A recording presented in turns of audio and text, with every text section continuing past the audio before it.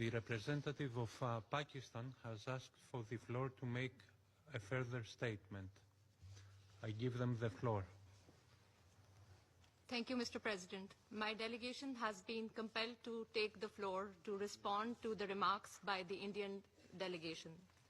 India has yet again relied on disinformation, deflection, and denial. Let me remind the Indian representative this is an open debate on the protection of civilians in armed conflict. No amount of obfuscation can hide the facts. India brazenly kills and maims civilians in Indian-occupied Jammu and Kashmir, carried out blatant aggression against civilians in Pakistan, and sponsors terrorism and assassination in my country and across the globe. India has even stooped to a new law of impeding the flow of rivers that serve as a lifeline for 240 million people of Pakistan.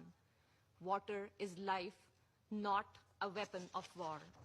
Mr. President, Pakistan, together with the international community, condemned the Pahalgam incident. If India had nothing to hide, it should have agreed to credible, impartial, and independent investigations into the incident.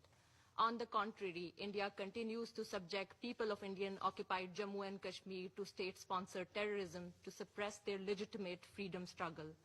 Between 6th and 10th May, India committed blatant aggression against Pakistan, launching unprovoked attacks on innocent civilians, killing 40 civilians, including 7 women and 15 children, and injuring 121 civilians, including 10 women and 27 children.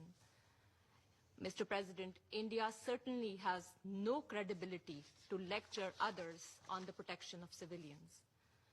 Pakistan's counter-terrorism efforts and sacrifices are well known and acknowledged globally.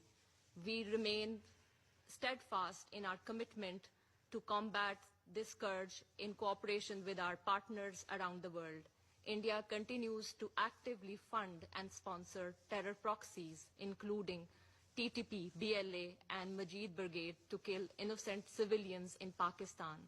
Just a couple of days ago, a savage attack on a school bus in Khuzdar, Balochistan, took the lives of innocent school-going children and left dozens injured.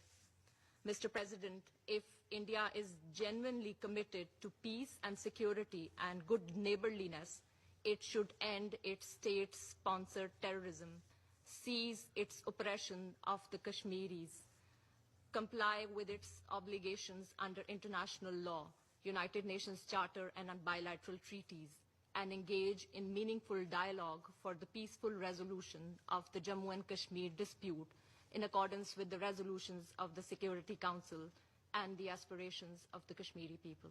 I thank you. I thank the representative of Pakistan for the statement.